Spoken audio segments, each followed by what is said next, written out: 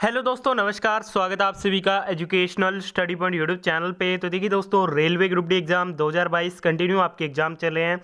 आज आपके चौथे फेज़ का 6 अक्टूबर का सेकंड शिफ्ट का एग्ज़ाम ख़त्म हो चुका है। तो 6 अक्टूबर सेकंड शिफ्ट एग्ज़ाम में जो ऑल 45 क्वेश्चन पूछे गए हैं साइंस, जीके और करंट अफेयर से रिलेटेड, उन सभी क्वेश्चनों का बिल्कुल 100% रियल क्वेश्चन आंसर के साथ एग्ज़ाम एनालिसिस आपको इस वीडियो में देखने को मिलेगा। तो जिन भी दोस्तों का आज 6 अक्टूबर सेकंड शिफ्ट में एग्जाम था, सभी साथी वीडियो में ध्यान से एंड तक बने रहिएगा। आपको अपनी शिफ्ट के सभी क्वेश्चनों के राइट आंसर इसी वीडियो के माध्यम से पता लग जाएंगे। वीडियो की पीडीएफ फाइल आप हमारे टेलीग्राम चैनल से डाउनलोड कर सकते हैं। लिंक आपको वीडियो के डिस्क्रिप्शन बॉक्स में गिवन होगा। चलिए शुरू करते हैं। तो सेकंड शिफ्ट का पहला क्वेश्चन आपसे पूछा गया, टाटा समूह के नए चेयरमैन कौन बने? देखिए दोस्तों, हाल ही में टाटा समूह के जो नए चेयरमैन बने हैं वो बने हैं नटराजन चंद्रशेखरन। तो नटराजन चंद्रशेखरन इस क्वेश्चन का आपका बिल्कुल राइट आंसर था। अगला क्वेश्चन आपसे पूछा गया कि किस महिला ने 363 पेड़ों को बचाने के लिए अपनी जान दे दी या फिर जान कुर्बान कर दी? तो देखिए दोस्तों, जो अमृता बिश्नोई थी, इन्होंने 363 पेड़ों को बचाने के लिए अपनी जान दे दी थी, अपनी जान कुर्बान कर दी थी। ठीक है दोस्तों, तो अमृता बिश्नोई इस क्वेश्चन का आपका बिल्कुल राइट आंसर था। अगला क्वेश्चन आपसे पूछा गया कि विप्रो की स्थापना कब हुई थी? देखिए दोस्तों, बात करें अगर अपने विप्रो की, तो विप्रो की जो स्थापना है वो 29 दिसंबर 1945 को हुई थी। तो 29 दिसंबर 1945 इस क्वेश्चन का आपका बिल्कुल राइट आंसर रहेगा।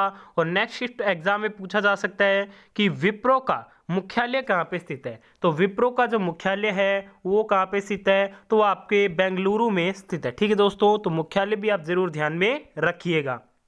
अगला क्वेश्चन आपसे पूछा गया, 2021 का द्रोणाचार्य पुरस्कार किसे मिला है? तो देखिए दोस्तों, इस बार वर्ष 2021 में 10 प्रशिक्षकों को द्रोणाचार्य पुरस्कार दिया गया। ठीक है दोस्तों, ये आपके दो कैटेगरी में दिया जाता है। आज आपसे लाइफ टाइम श्रेणी का पूछा गया था, तो लाइफ टाइम श्रेणी में ये 5 को मिला है। पहला मिला है टीपी ओसेफ को एथलेटिक्स में, दूसरा मिला है सरकार तलवार को क्रिकेट में, सरपाल सिंह को हॉकी में, आशान कुमार को कबड्डी में और तपन कुमार पाणिग्रही को तैराकी के क्षेत्र में मिला है। ठीक है दोस्तों, और अब बात करते हैं नियमित श्रेणी में।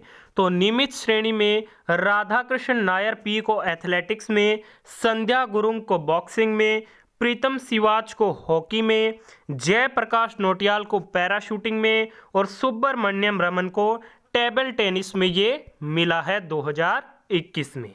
अगला क्वेश्चन है, यदि किसी तार की लंबाई को दोगुना और क्षेत्रफल को आधा कर दिया जाए तो तार का प्रतिरोध क्या होगा? देखिए दोस्तों, जो प्रतिरोध R है वो समानुपाती होता है L के। अगर आप किसी तार की लंबाई को 2L करोगे यानी कि दुगना करोगे तो प्रतिरोध भी उसका कितना हो जाएगा? 2R हो जाएगा, क्योंकि ये दोनों क्या एक दूसरे के समानुपात में चलते हैं। और जो प्रतिरोध R होता है वो अनुप्रस्थ काट क्षेत्रफल के क्या है? व्युत्क्रमानुपात में चलता है। अगर ये आधा होगा तो ये कितना हो जाएगा? 2 गुना हो जाएगा। ठीक है, तो टोटल जो प्रतिरोध हो जाएगा वो कितना हो जाएगा? 4 गुना हो जाएगा। ठीक है दोस्तों, कैसे? देखिए, पहले प्रतिरोध जब हमने लंबाई को 2 गुना किया तो प्रतिरोध 2R हो गया। जब हम अनुप्रस्थ काट क्षेत्रफल को आधा करेंगे तो प्रतिरोध और 2 गुना हो जाएगा। तो 2 × 2 कितना हो जाएगा? 4 गुना हो जाएगा, जो इस क्वेश्चन का आपका बिल्कुल राइट आंसर रहेगा।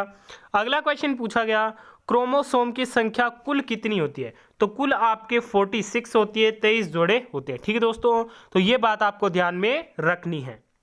अगला क्वेश्चन पूछा गया, झारखंड में मकर संक्रांति मनाया जाता है, इसी त्योहार को असम में किस नाम से जाना जाता है? तो देखिए दोस्तों, इसी त्योहार को असम में बिहू के नाम से मनाया जाता है और झारखंड में इसे मकर संक्रांति के नाम से मनाया जाता है और असम में इसे बिहू के नाम से जाना जाता है। नेक्स्ट क्वेश्चन पूछा गया, LIC में FDI का कितना % है? तो देखिए फ्रेंड्स, LIC में FDI का 74% है। कितना % है? 74% है, जो इस क्वेश्चन का आपका राइट आंसर था। अगला क्वेश्चन पूछा गया कि 1 वाट किसके बराबर होता है? तो 1 वाट बराबर होता है P बराबर क्या होता है? W अपॉन में T।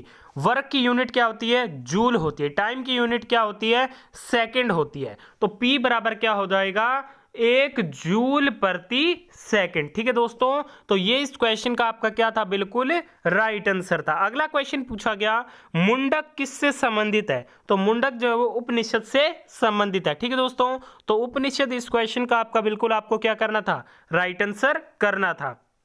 अगला क्वेश्चन आपसे पूछा गया कि फुफ्फुस धमनी किससे जुड़ी रहती है? तो ये हृदय से जुड़ी रहती है। देखिए, जो फुफ्फुस धमनी है वह धमनी जो हृदय के दाहिने भाग से विऑक्सीकृत रक्त को फुफ्फुस फेफड़ों में ले जाती है। ठीक है, वो कौन सी है? तो ये है फुफ्फुस धमनी। ठीक है दोस्तों, तो ये बात आपको ध्यान में रखनी है। अगला क्वेश्चन पूछा गया कि कीट किससे सांस लेते हैं? देखिए दोस्तों, जो कीट होते हैं ये ट्रैकिया के माध्यम से सांस लेते हैं। किसके माध्यम से? ट्रैकिया के माध्यम से। तो ट्रैकिया इस क्वेश्चन का आपका राइट आंसर था।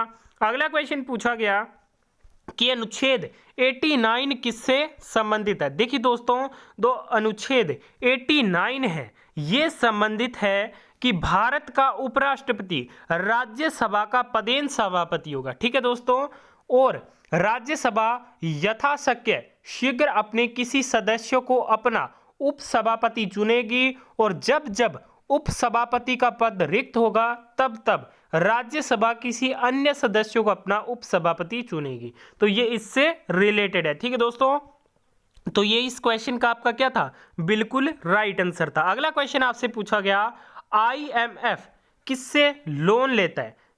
ठीक है, तो ये RBI से। ठीक है दोस्तों, तो RBI इस क्वेश्चन का आपका बिल्कुल राइट आंसर था। अगला क्वेश्चन है, ब्लीचिंग पाउडर कैसे प्राप्त किया जाता है? तो विरंजक चूर्ण का निर्माण चूने और क्लोरीन से होता है। बुझे हुए चूने पर क्लोरीन गैस प्रवाहित करने से ब्लीचिंग पाउडर, ठीक है दोस्तों, विरंजक चूर्ण का निर्माण होता है। ठीक है दोस्तों, तो ये बात आपको ध्यान में रखनी है।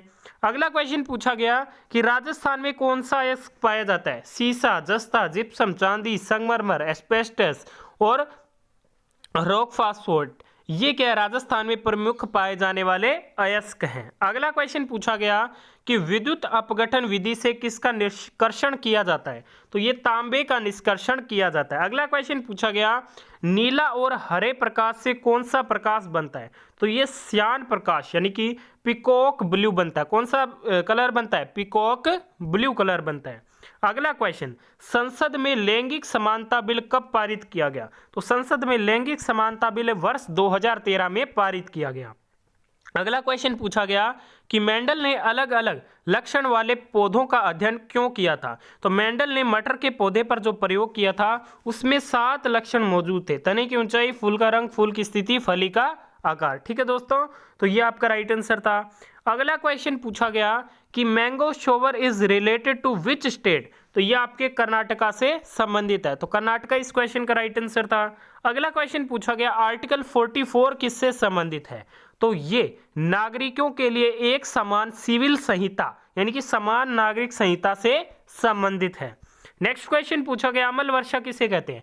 अम्लीय वर्षा प्राकृतिक रूप से ही अम्लीय होती है। इसका कारण यह है कि पृथ्वी के वायुमंडल में सल्फर डाइऑक्साइड और नाइट्रोजन ऑक्साइड जल के साथ क्या क्रिया कर लेते हैं, जिससे अम्ल वर्षा का निर्माण होता है। अगला क्वेश्चन पूछा गया, नीला और हरे रंग का मिश्रण क्या बनाएगा? तो ये लाल रंग बनाएगा, जो कि आपका राइट आंसर था। नेक्स्ट क्वेश्चन पूछा गया कि विद्युत का सर्वाधिक सुचालक धातु कौन सा होता है? तो ये Ag यानी कि चांदी होता है, सिल्वर। ठीक है, तो ये आपका राइट आंसर था। अगला क्वेश्चन पूछा गया कि कर्नाटक में कौन से मिनरल्स पाए जाते हैं? तो लोहयस्क, मैग्नीज तथा क्रोमाइट आदि जैसे लोहे खनिज धातु आधारित उद्योगों के विकास के लिए एक सुदृढ़ आधार क्या है प्रदान करते हैं, और यही कर्नाटक में प्रमुख तौर पर पाए जाते हैं। तो आज की सेकंड शिफ्ट में पूछे गए सभी क्वेश्चनों का एग्जाम एनालिसिस कर दिया। वीडियो को यहाँ तक देखा बहुत बहुत धन्यवाद। पसंद आई है तो लाइक और शेयर जरूर कीजिएगा।